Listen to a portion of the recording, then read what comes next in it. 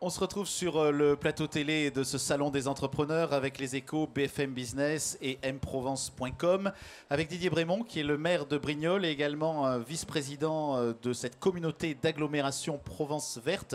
Alors on parle beaucoup de la métropole Aix-Marseille-Provence, de la métropole toulonnaise. Vous êtes un peu entre ces deux territoires. Vous êtes responsable du développement économique. Comment on développe donc ce territoire qui va de Saint-Maximin à Draguignan, qui touche presque Toulon, et au nord c'est... Au nord c'est Provence-Verdon. Voilà, d'accord.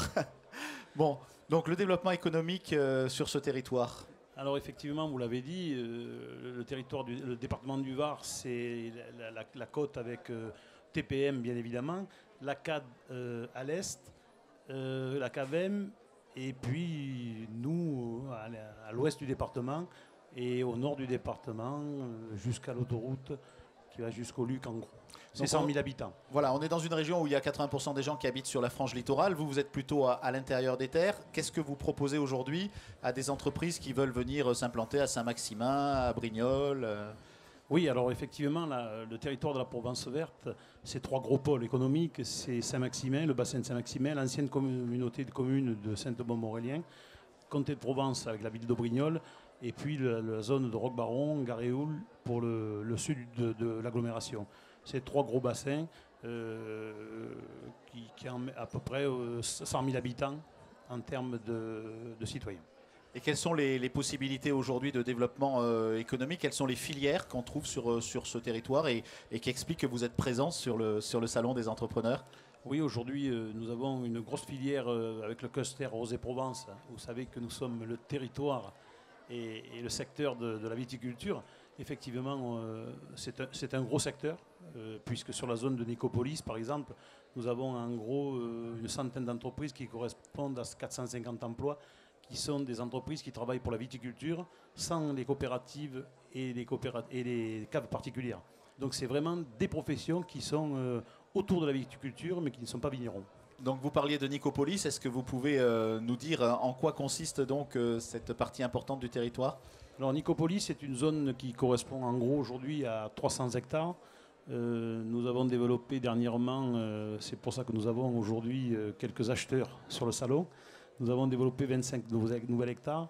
Et puis là, nous allons proposer une cinquantaine d'hectares encore à la commercialisation. Je pense que nous serons prêts pour ce secteur-là fin 2018, début 2019. Aujourd'hui, comment est-ce que vous vendez l'attractivité de votre territoire? On n'est pas très loin des gares TGV, on n'est pas très loin des aéroports. Vous avez évidemment Marseille-Provence, mais aussi Toulon-Hier. C'est les atouts principaux aujourd'hui d'une implantation en Provence verte? Oui, tout à fait. Aujourd'hui, nous sommes, si vous prenez un compas, nous sommes à l'axe de Perpignan-Nice. Et puis quand nous sommes en forme, nous sommes au milieu de Barcelone-Milan. Donc effectivement, l'attractivité du secteur, elle est très forte. Et puis, ce qui ne nous empêche pas d'être très offensif, puisque vous voyez que nous suivons les salons des Échos. Nous sommes aujourd'hui présents sur le salon de Marseille, nous serons présents sur celui de Lyon, et nous sommes aussi au CIMI à Paris en décembre. Donc nous avons on est très, très offensif sur ce territoire pour nos entreprises. Et donc qualité de vie, je suppose aussi, peut-être un immobilier moins cher qu'ailleurs, c'est des atouts pour accueillir des entreprises, leurs équipes, leurs familles? Oui, si on fait un comparatif avec la Côte d'Azur, nous sommes moins chers.